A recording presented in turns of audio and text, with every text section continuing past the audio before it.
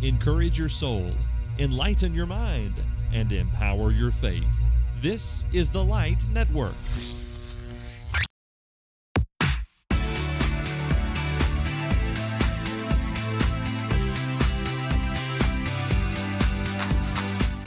If you want to be a serious Bible student, a successful servant, and a powerful preacher, this is the podcast for you. Hello and welcome to Preachers in Training. My name is Robert Hatfield, and this is the podcast where we talk about all things preaching and ministry. Welcome back, Season 12, Episode 10 of the podcast, and today we're discussing yet another listener-requested subject. We always appreciate these, and I'm happy to say the majority of the episodes that we produce are really fueled by you and the suggestions that you send in through surveys and email and things like that. We really appreciate that. Today we're talking about how to cultivate involvement in the congregation. I know maybe that's something that a lot of preachers think about, and maybe it falls on you as a preacher to sort of take the initiative to begin some of that important work. Here to help us discuss this topic today is Britton, joining us from Killen, Alabama, where he serves the Pleasant Valley Church of Christ. Brandon's been with us before. Welcome back. Glad you're here. Hey, Robert. Glad to be here. I always enjoy being a part of the program. I am excited about this today as well, and looking forward to our topic of discussion, involvement. I guess this is something every Christian should be interested in. You know, we're all interested in the work of the church, or at least we ought to be. I guess as ministers, sometimes we encounter people who, maybe out of fairness, we ought to say we perceive to be less concerned about being involved in the work of the church than maybe we'd like for them to be. Maybe we ought to say we want to encourage involvement in the congregation. Sometimes we wring our hands in frustration because I can't make anybody do anything. But, we might try and light a fire when we're preaching or something like that to help them to appreciate the work of the church a little more. Do you think this is a common struggle for us? In other words, is the listener who has submitted this topic for our consideration today, he's not alone in this struggle, right? Oh, absolutely not. Robert, I think, generally there are two kinds of congregations. Some congregations are very blessed with a number of folks that maybe have had leadership training in other capacities, maybe through their job or through school, something that actually required them to learn some of the skills about leadership and how to inspire people to get involved. And then there's a lot of other congregations that there's no formal training like that. And so we're just kind of left on our own. And, as a preacher, you may not know going in which one you're walking into, but once you get there, it's almost kind of a given that people just naturally kind of look to you. I think some of it has to do with just the nature of the position.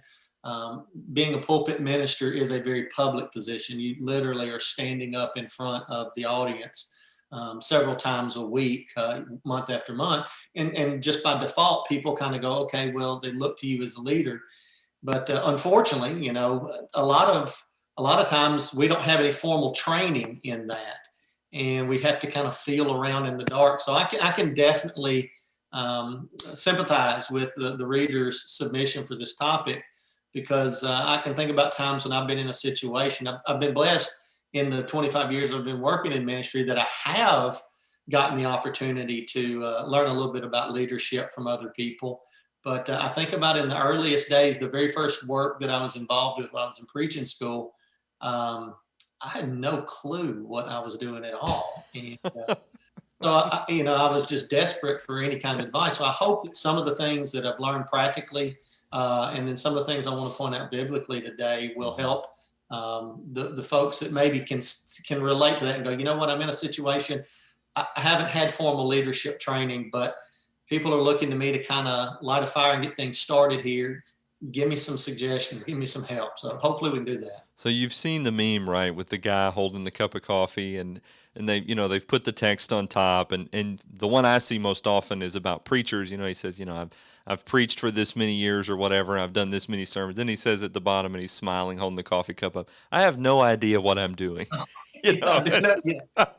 And there's more than once a week, usually, I can relate to the sentiment of that meme. And I think in the conversation at hand, maybe we're there too.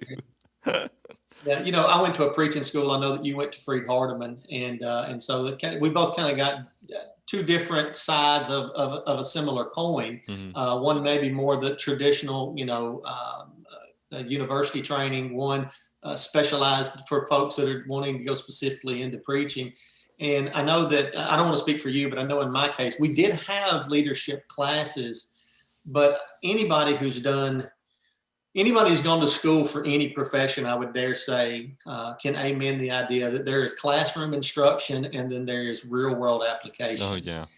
And the classroom is good to give you the scholarship part of it. But when you get in that setting, it's a different environment because you never know. There's no way that any class can ever cover or prepare you for all the different things you're going to encounter. Yeah. And especially in an occupation that tends to be a little more transit than others, preachers move from one congregation to another. And you could work in a small rural congregation. You could work in a large metropolitan congregation. And while they're both churches of Christ, the makeup, the dynamic of those congregations could be radically different. Mm-hmm. So even if you do have great training in this, you're still going to have a great deal of adaptability because your work environment can change from one place to the next. Boy, if 2020 has taught us anything, it's that lesson, isn't it? Yeah. Listen, the experts this year, the people who do the seminars on leadership probably had to step back and scratch their heads and go, okay, how do we take these principles that we teach people and apply them in this context? I know It's certainly been the case for us here. Same. So as we dive into the subject a little bit, it seems appropriate that we would begin with Scripture. Are there any examples where we kind of see people encouraging involvement in the work of the Lord?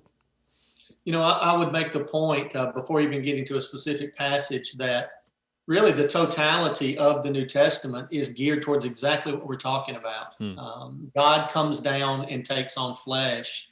Obviously, for the role of redemption from sin and overcoming of death, but in doing that, part of the scheme of redemption, and sometimes I'm afraid that we get tunnel vision and we only think of salvation in terms of what happens after we die. But Christ's work of redemption is very much a part of while we're still alive here on the earth as well, in transforming individual lives and the world as a whole into the image that he intended for humans to bear when he created Adam and Eve. So the New Testament as a whole really is geared towards taking people where they are and moving them forward with Christ as their rabbi, as disciples of Jesus. And then you see that transferred, kind of the passing of the baton from Jesus to the 12. And then from the 12 even to a broader group, you get Paul involved, and then you start seeing Titus and Timothy and others that get brought in. And so in one sense, the whole New Testament is about involvement, about taking people who, like Ephesians 2 talks about, who at one time were alienated from the commonwealth of Israel, strangers without Christ, without God, without hope, bringing them in and then, in a sense, putting them to work and carrying out this mission that was begun with Jesus. And it'll reach its ultimate fulfillment when Jesus returns. But in the time between, it's very much in earthen vessels. It's in our hands. So that's kind of the whole of the New Testament. And when you look at it from that perspective, then you start to see a number of passages that come off the page, and you go, oh, I see what's going on here. One of them that I was looking at earlier today was John chapter 6. And I love that text, the feeding of the multitude. But one of the things I love the most about it is picking up in verse number 5, Jesus sees the large crowd. And the first thing that he says, according to John here, is he looks to Philip and he says, where shall we buy bread for these people to eat? Now, if you're looking at it through the lens of involvement, you see what Jesus is doing here. He's following that kind of that old adage of how you teach someone. First, I do and you watch. Then I do and you help. Then you do and I help. And then you do and I watch. And then ultimately now you go and do. And I move on disciple or mentor someone else, and you move on to do that as well. And we multiply that way. And you see, that's what Jesus is doing. Now, Jesus already knows, Mark tells us, John tells us that Jesus already knows what he's going to do, but that he asked this question to test them. This is kind of an opportunity for the disciples to get some practice, because bear in mind, in the not so distant future, this work is going to be put in their hands. We often think about Matthew 16, where Peter confesses that Jesus is the Christ. But if you get toward the end of that chapter, Jesus says that I'm going to give to you the keys to the kingdom of heaven. They're going to be taking on the work that Jesus began. And in order for them to be prepared to do that, there has to be some practice. There has to be an opportunity. And so one of the things that I learned from Scripture right here, from this particular Scripture, is that part of creating a culture of involvement in a congregation is you have to give people, you have to create opportunities, you have to create settings in which people are going to have the opportunity and be called on to do something themselves. Now, you have to be prepared for a response, kind of like what Jesus gets, because Philip's response is to say it would take more than a year and a half's wages to be able to give everyone a bite to eat. But then another one of the disciples comes up and says, Andrew says, here's a boy with 5 small barley loaves and 2 small fish. But how is that going to go very far among so many? But you're starting to see what's happening here. The wheels are starting to turn. Jesus is in control. He knows what he's going to do, but he's putting them in a situation to find out what are they going to do, to give them an opportunity to rise to the occasion, so to speak. And initially, Philip responds with skepticism. We don't even have enough money to give everybody something to eat. But then another one of the disciples gets involved, Andrew, and he goes, well, hey, there's a boy here with some loaves and fishes. Now, there's still a problem. That won't feed everybody. But you see what's happening.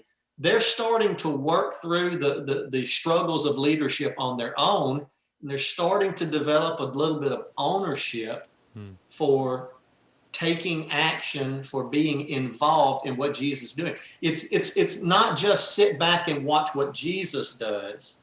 It's let's join in with Jesus, and that's ultimately how the story comes to a close, is they bring to Jesus what they have. They offer up the best that they can come up with, and then they trust in the Lord to do what they're not capable of doing. And I think that's a good place to start for us when it comes to involvement, is recognizing that even the greatest leaders, even the most skilled, the most educated, with the greatest amount of resources, sometimes there are things that are simply beyond our ability to do. But we do what we can, no matter how great or how small. We do what we can, and we trust the Lord then to do what we can't do, and to make up for our lack. But I think what you're seeing here is Jesus giving us a great place to start. If you want people to get involved, you have to give them opportunities to get involved. I know I'm rambling on for a moment, but I just thought about something that someone taught me in a parenting scenario on one occasion. They said, if you want your child to be a giver, you've got to present them with opportunities to give. If you want your child to be a servant, you have to present them with opportunities to serve. If you want them to be a teacher, you have to give them opportunities to teach. And that's what I think maybe we want to start with looking at, is we have to create situations where people can rise to the occasion. And I believe that more often than not, God's people, hopefully, have a servant's heart. That was the heart of Jesus. And so as we have that mindset, Philippians 2 talks about the mind of Christ, which took on flesh, humbled himself, became a servant. That the people of God have that same servant's heart, or that same servant's mind. And if we present them with opportunities, that more often than not, they're going to make their efforts to meet those opportunities. Mm-hmm.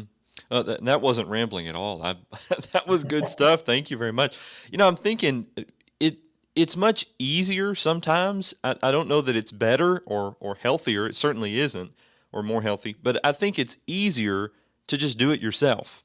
It takes more effort and even planning, coordination, time to present these opportunities like this. But sometimes, to your point, it's just as simple as this needs to be an opportunity for teaching. I'm going to use it as such. And I think you're right. By and large, Christians are eager to serve. They just don't really have any direction. They're just waiting for somebody to ask them to serve. Well, that was the point I wanted to make, is that sometimes we get a no because we don't ask. Anytime you don't ask, you always get a no. It's kind of like the old adage in sports: you miss every shot you don't take. And we don't ask people. And as a result of that, we get a no because we're simply not asking. And when you look at what Jesus is doing here, he's asking. He's saying, "Hey, what are we going to do here?" Now, the default might be, "Well, Jesus, you'll figure it out. You're God. You always have an answer." But he's cultivating their involvement. Imagine if he didn't. Imagine just his resurrection. He ascends, and they're just kind of left on their own. But he had prepared them up to that point, and so they had already done some trial runs. Think about the limited commission. Long before you get the Great Commission to go into all the world, you get the limited commission where he sends them out and he gives them ability to cast out demons and to heal the sick and things like that. And they exercise those on their own.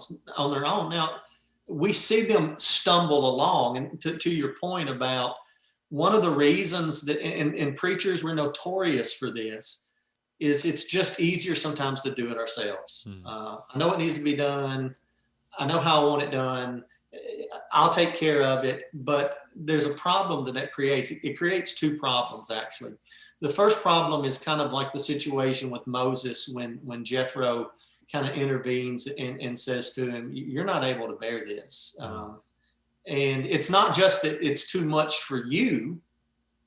Because you can't meet all the needs, then the people are going to suffer as well. So your effort, your intention, and I think generally most preachers have very noble intentions of, I'll do whatever I need to do. Right. Never say no. I'll always go the extra mile, and that's commendable. But you're human, and there's only so much you can do.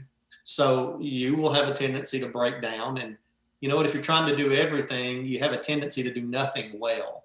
And sometimes it's better to do a few things very well than do a bunch of things very poorly. And the second problem is, if you do not present folks with the opportunity, then they don't have an opportunity to grow. If you just simply do it, they don't have an opportunity to grow. This is a lesson that a lot of times grandparents know better than parents. A lot of times when it comes to things, parents, time is seems to be always something we're chasing as parents. And whether it's cooking or cleaning or washing dishes or doing laundry or cutting grass. And a lot of times you're like, you know what? I can do it twice as fast and twice as good as my child can. And that's true. But how will the child ever learn to do it like you do unless they have an opportunity to get up there on a chair and make a mess while they're trying to, wash dishes? I used to laugh watching my mom with my little boys, well, when they were little boys, washing dishes at her house, and they're splashing, making a mess, getting everything. They're usually creating a bigger mess, but they're learning, and they're not only learning, but they're also communing. They're bonding, spending time with their grandmother as well. And one of the greatest opportunities for spiritual growth and for growth, the bind us together type of growth, where our hearts are knitted together, comes when we serve together. And so preachers, I kind of had this, I actually was going to bring this up kind of at the end, but maybe this is one of those moments where it's important enough it needs to be mentioned early on. Don't make the mistake of trying to do everything, because you can't do it all. You'll break down. You deny people an opportunity to grow and serve, and also you will actually disappoint the people you're trying to help because you can't meet all the needs that everybody has. And so you see that with Jesus here, giving them the opportunity to make their mistakes, to learn from those mistakes, also to be encouraged by his being there to provide grace where they didn't have the ability. There's a lot of benefit that comes from that as well. And so you see that, and I think, anytime we're trying to pattern something after the way Jesus did it, we're always on the right track. And Jesus didn't just do it all. Mm-hmm. He brought people in to do it with him, wherein that was possible. Seems like solid advice. Yeah, I love that. By the way, the majority of the time when I feel like I can't allow my kids to be a part of something or to make the mess, it's because, to the point you just made, I'm trying to do too much. I don't feel like there's time. Mm-hmm. And so, yeah, maybe we need to be judicious in how we're spending our calendar. And that'll help us in contributing toward cultivating involvement.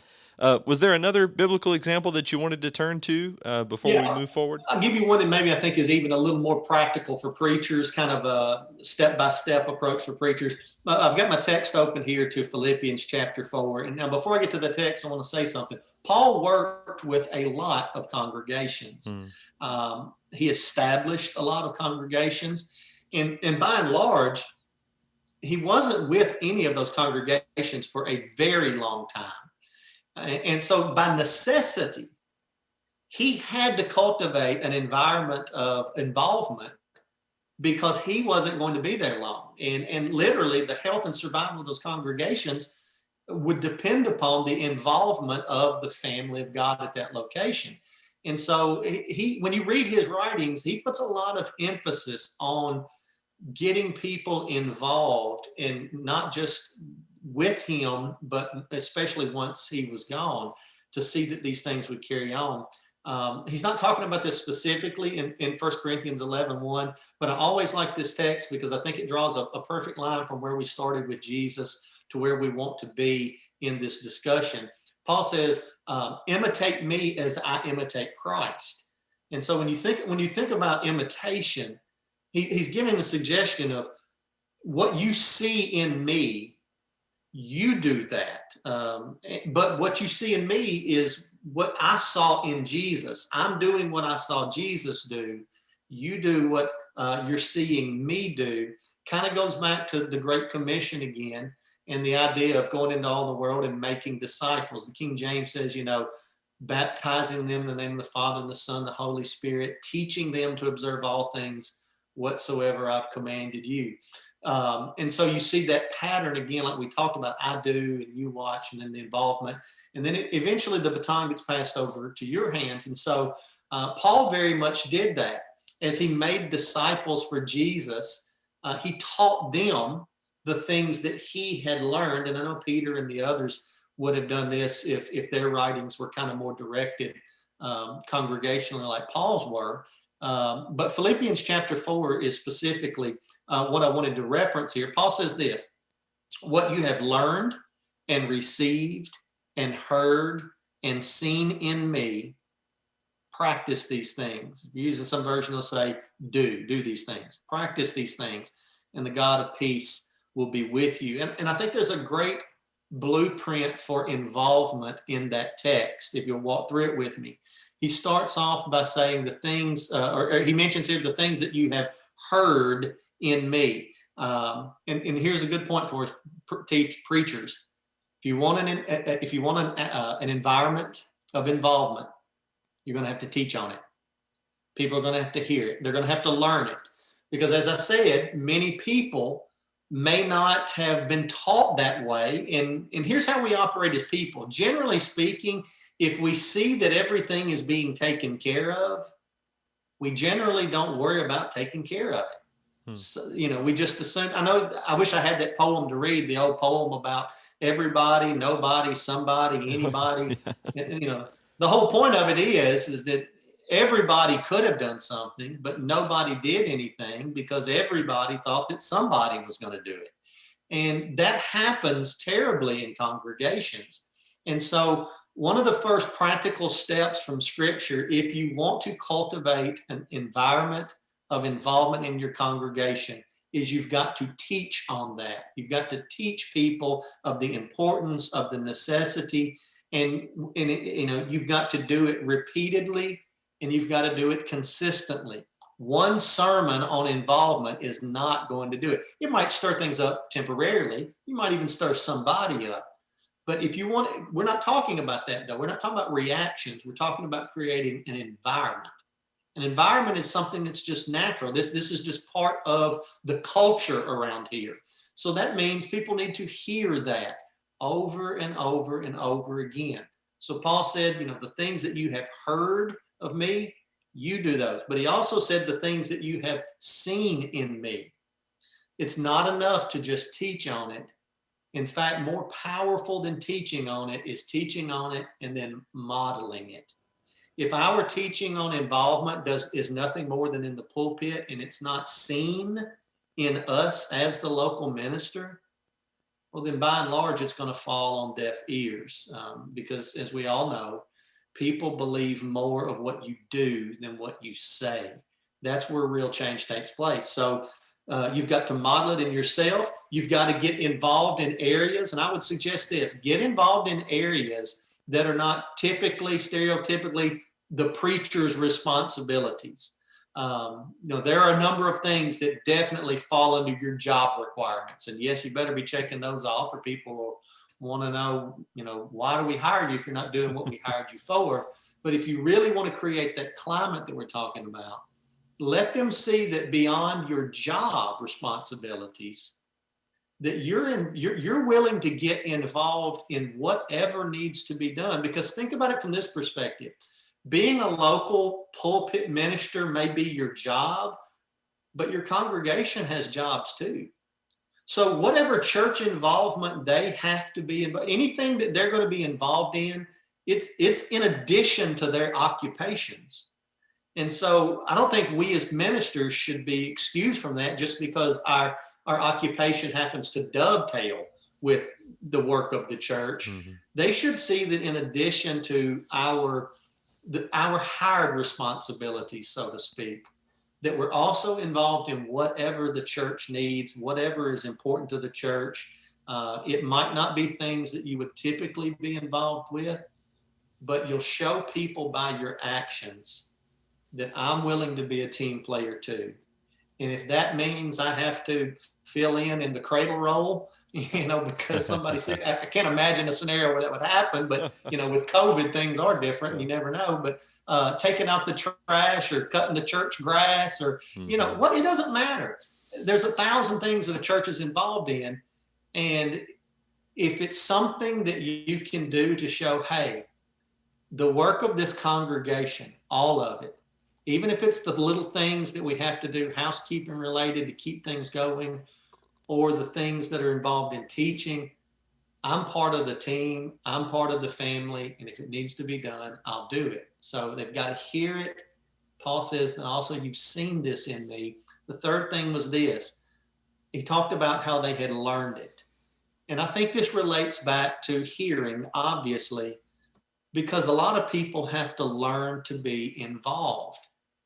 I think most of the time when people aren't involved, it's like we said a moment ago, they just assume, well, we have a paid staff, maybe a pulpit guy, a youth guy, maybe we have a worship leader, a secretary, maybe we have a groundskeeper, we have a leadership staff of elders and deacons. And so a lot of times I think maybe people think, hey, it's covered. Yeah. That's what all those people do. And they don't recognize that all of those things just kind of cover the bare necessities of what it takes for a church to function in a healthy way. But if you want to see a church really, really grow and bear tremendous fruit, it's when everybody is involved in whatever ways that they may be involved, because they have a tendency to fit together and meet needs where others are deficient. But Paul says people have to learn this. We have to teach them, and we have to give them time to learn it. It's a learned skill.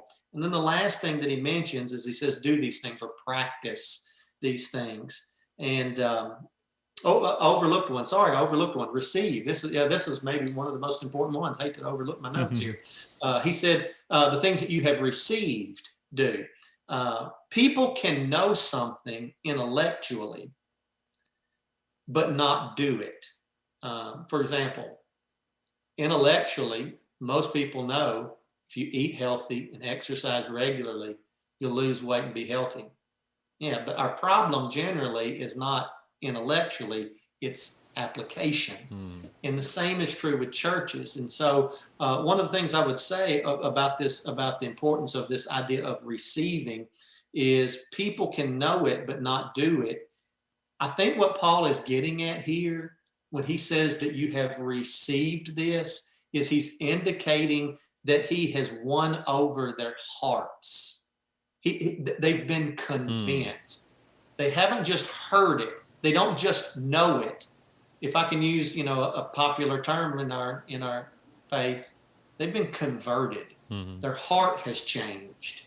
And I think that's what's going on in the idea of they've received what they've heard from Paul, what they've learned from Paul, what they've seen him doing.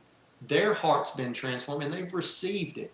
Now they have been converted, and their mentality is, I want to be involved because this matters to me, because this is important to me. I'm not waiting on somebody just to tell me or ask me.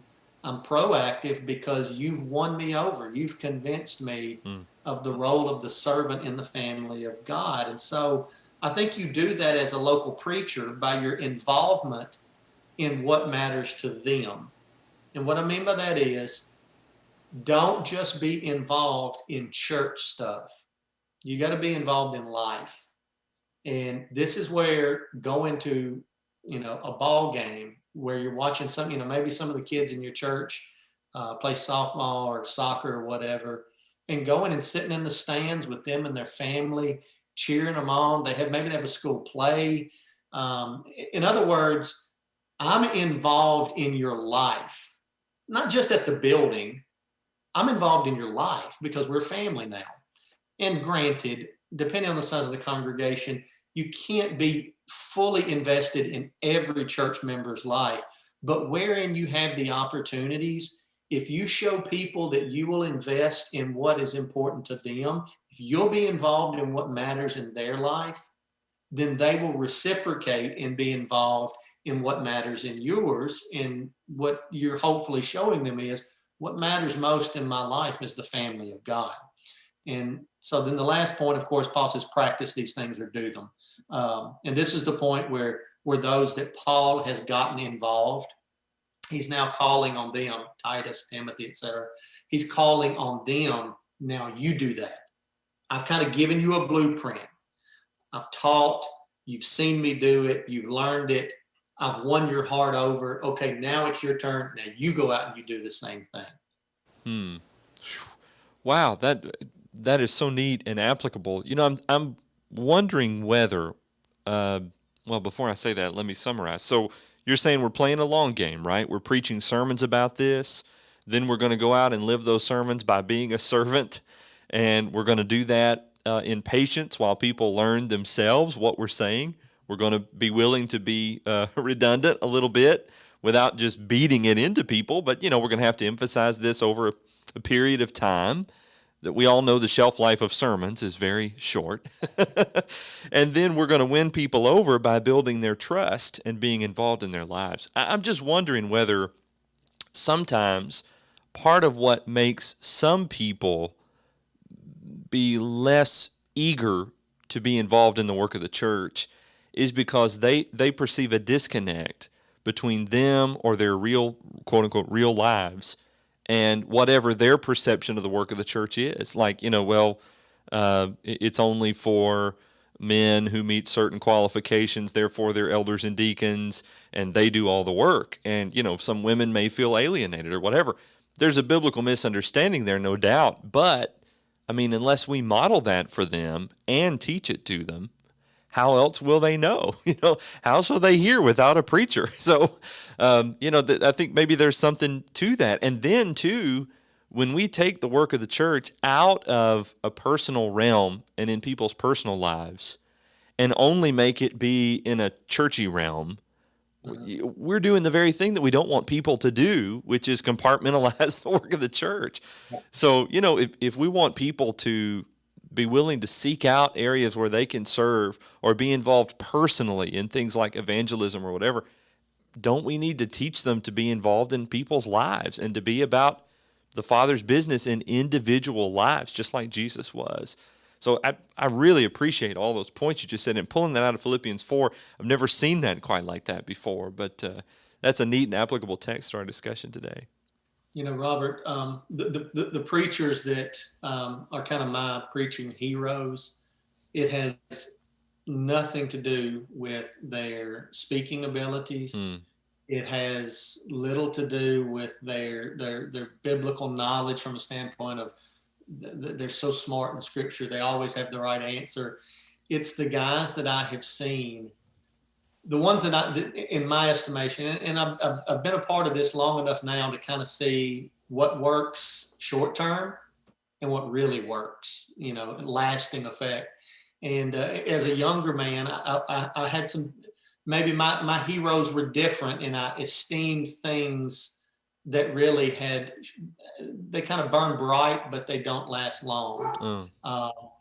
And the ones that I've got the great respect for now, they're the ones that I have seen that what they do that really stands out is they tear down that wall between the sacred and the secular. And they really said, listen, as a disciple of Jesus, what area of my life does the Word of God not permeate? Does it not influence? Does it not mold and shape? And so they do a great job of living that out.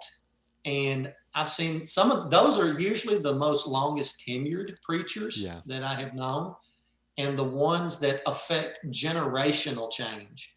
They don't just come in, baptize a bunch of people, get the numbers up, and there's a lot. And again, there's nothing wrong with that. I don't mean to be critical of that, but they're affecting generational change. They stay there 10, 20, 30, 40 years. And so they didn't just influence a single generation. In fact, they're influencing 3 generations. And what we're talking about is creating an environment of involvement, not just simple, well, how can I get people more involved? You want to create an environment where involvement is a natural byproduct.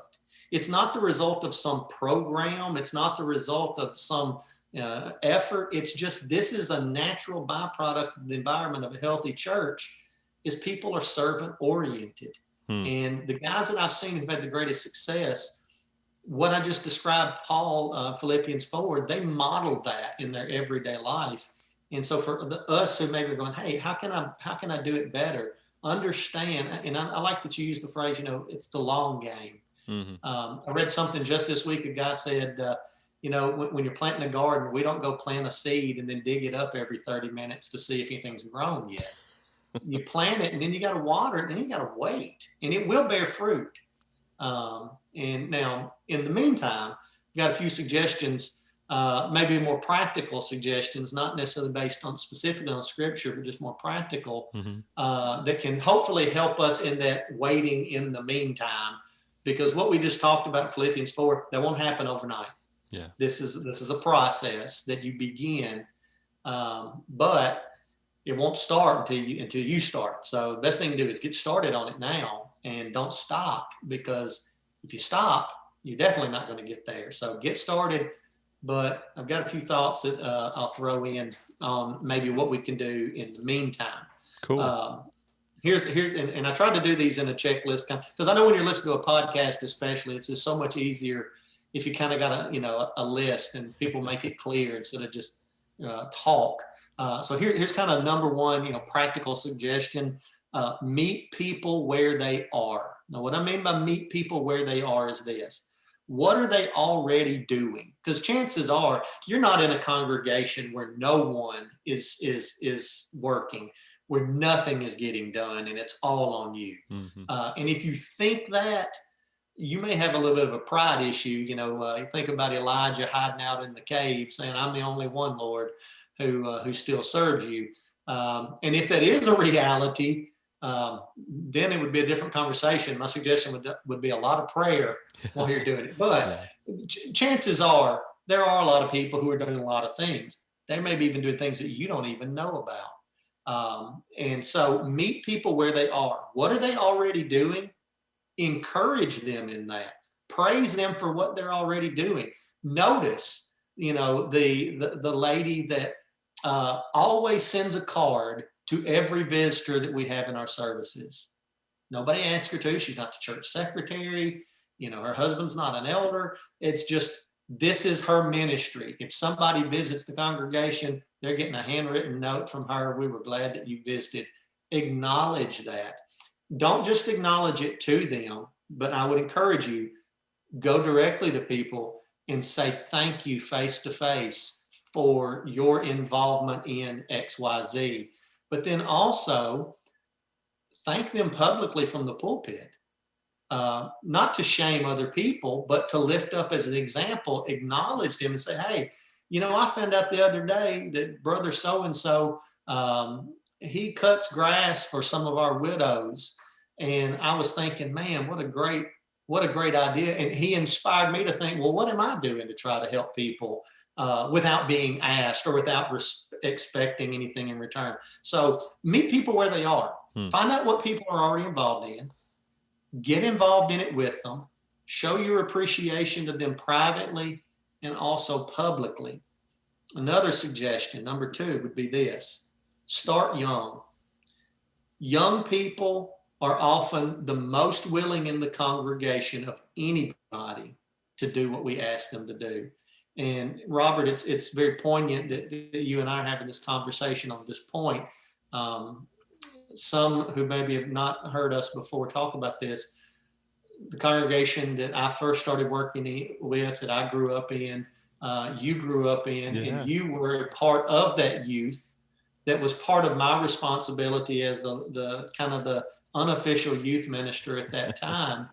And one of the things that I think, and Paul, who was, Paul Sane, who was the pulpit minister, one of the things that he was great about, that I see that now, was getting young people involved, finding work sometimes. And when I look back, sometimes I realized he was just creating work. It wasn't something that really needed. He's just making stuff up, but it worked. Right. But it worked, and it worked because it was instilling a habit of involvement, of working in the church. It created a social network, a peer group, where young Christians are together with older Christians working together. So you get that intergenerational bonding that's taking place. And all of the ministry research, all of the church research says that one of the ways that people stay committed in their church participation involvement is if they have a job to do. If they have something that makes them feel like, I've got to be there today because I'm the one who unlocks the building, or I'm the one who puts the Lord's Supper out, or I'm the one who puts the visitors' cards and pencils in the back of the pew, or whatever it is. And young people, that's a great job, because there's so many things we would say, well, they can't do this, they're not qualified, they're not able. But man, that kind of stuff young people can do. And in my experience, generally, those young people are enthusiastic to do that. So start young and start developing a habit of serving while they're young, and they'll be more likely to maintain it, and as an added benefit, remain active in the church as they grow into adulthood. And, I actually got to see that firsthand with you and some of the other young folks back during that time. Okay, here's a couple more, and then I guess that'll be about all the advice I've got to give for today. Number 3, and we've touched on it, so I won't spend a lot of time. Just understand this may take time. Jesus spent 3 years working and preparing his disciples before they were ready to take on the role for themselves. And you will not get there any faster by quitting. So just prepare yourself that this is not a one-time thing. This is a process that I'm beginning. And in time, it will begin to bear fruit. And then the last one is this: cultivate leaders, not just workers.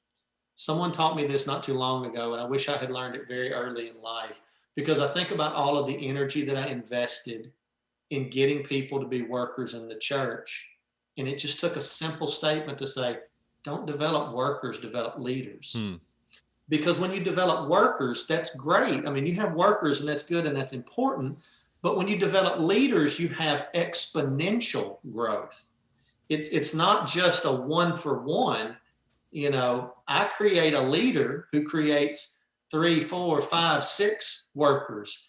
And I create 3 or 4, 5, 6 workers myself. And then I create another leader that creates 2 or 3 or 4 workers. And so you get exponential growth in your workforce and those who are willing to be involved. So don't just think in terms of, I need to find somebody who will pick up the cups out of the back of the pew from the Lord's Supper every Sunday so that I'm not doing it or my kids aren't doing it or whatever.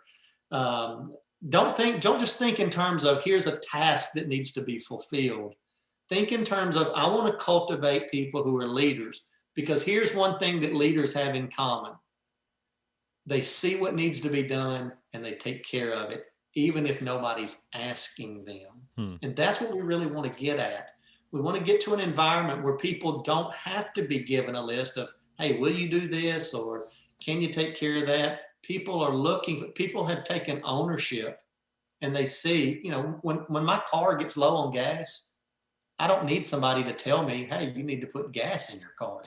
I own the car. I have responsibility for it. So I go, I need to put gas in it. I don't wait on somebody to tell me or somebody else to do it. I take care of it. And so cultivating leaders creates an environment in which you get a bigger workforce.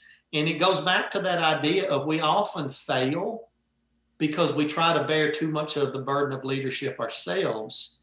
And then if we go, the leadership goes with us.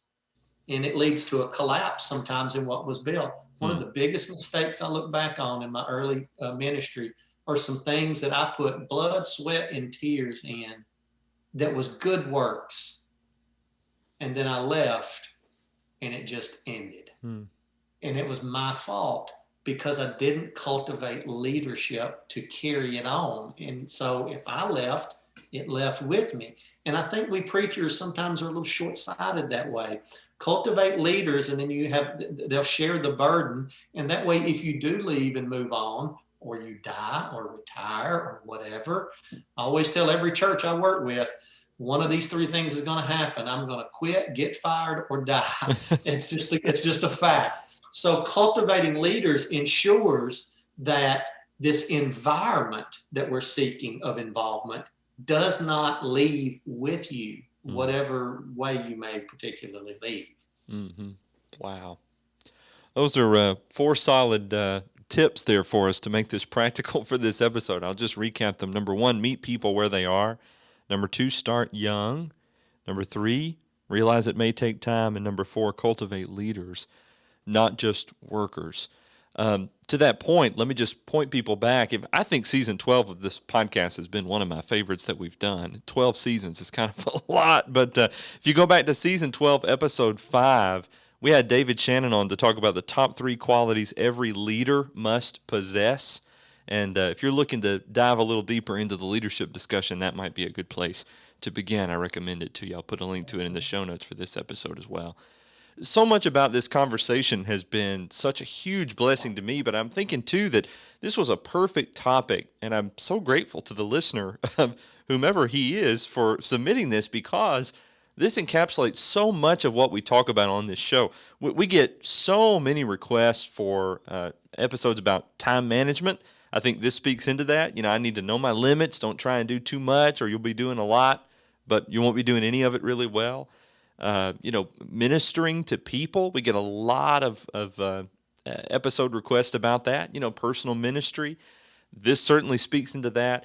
All of this sort of channels into this idea of being a servant and then helping other people to serve as well. So I'm so grateful for that. And Brandon, I'm so grateful for you doing the research and bringing this to us today. This has been so needed and practical. It was my pleasure. It's a great refresher for me because, that's something we didn't mention in it, but you got to be reminded of these things too. We talked about earlier about they need to hear it from you, and it takes time for people to learn. Well, one of the great limitations of humans is is that we have a tendency to drift and to slip and to forget.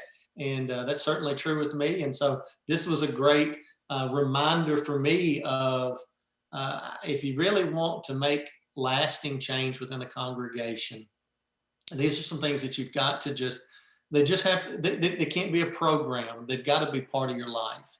And when you make them part of your life, one of the great side effects is this: they become effortless, so to speak. We all have things in our life that we do every day. We just don't think about it. You get up and you brush your teeth, you take a shower, you cook breakfast, you drive to work. These are things that require effort, both mentally and physically, but we've just incorporated them into our lives so much so that they're second nature. And if we can view these as not just, okay, here's a checklist of things to do, but rather these are healthy habits to just cultivate in my own life, then they become natural. They don't exhaust you. You don't think, okay, I've got to find people, I've got to work on making people. No, this is just how I live my life, because that's how Jesus's ministry was not a program. It was his life. He invited these people to come do life with him. And that's the lesson that I think we have to learn is we have to do life with Jesus. It'll transform us. We'll be servant-hearted. We invite people to do life with us, like Paul said, as we do life with Jesus.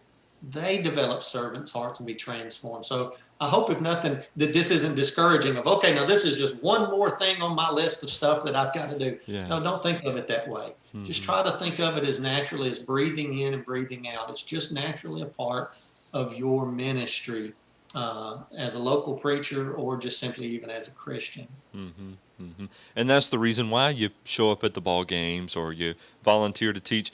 I feel sorry for the cradle roll class if I'm teaching the cradle roll class, but that's the reason why you teach the cradle or whatever, right? That's because it's just who you are, and that's who we're trying to cultivate others to be, not because of us. I'm always I'm not surprised, just intrigued by Paul's boldness in the New Testament. Follow me, or as you've seen in me, these things do.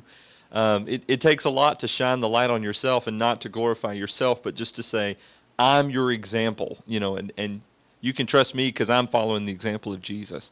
But I guess ultimately that's what we're trying to do and be. That's what it's all about. Preachers in Training comes to you from the Light Network. You can find more about not only this podcast, but the work that we do at large on our website, thelightnetwork.tv. We love to hear from you. Preachers@thelightnetwork.tv is the email address to which you can direct correspondence, either questions, comments, concerns, episode ideas. We're planning season 13, the Lord willing, beginning, if you're listening to this sequentially or chronologically, in 2021. We want to know what topics you already have quite a few on the lineup, and if you have guest ideas as well. I'm sure I'll be getting episode ideas that include more Brandon Britton after today's and after all of these that we've done so far. We'd love for you to subscribe. If you enjoy the show, please hit that subscribe button. That way you never miss an episode. You can do so on YouTube by searching The Light Network or Preachers in Training, or you may also do so in Apple Podcasts, Spotify, or wherever you listen to podcasts. You should be able to find us there. Brand new episodes released every Thursday from thelightnetwork.tv. Today, we've been discussing how to cultivate involvement in the congregation. And, practical steps. You can find links, episode resources, and a few notes on our website. Look for Season 12, Episode 10 for this specific information. And if you're ever in the Killen, Alabama area, you got to go visit the folks at the Pleasant Valley congregation, where you're likely to hear Brandon preaching on that particular day. Whereabouts are you guys? Northern Alabama, right? Yeah, North Alabama. We are just outside of Florence. Killen and Florence really are only separated by a river. That's really the only distinguishing mark from Killen and Florence. Then where we actually are located, we have a Killen address. I'm not joking when I say this. This place used to be called Frog Pond. Frog Pond. Frog Pond. That's what the place used to be called. But we're just kind of out in the country on Highway 72, North Alabama, just below the Tennessee state line. Okay, cool. Well, go check them out. Thanks, Brandon, for being on today. We really appreciate it. My pleasure. Great time talking to you, brother. And thank you for listening to this edition of Preachers in Training. Until next time, I'm Robert Hatfield. Let's go preach the word.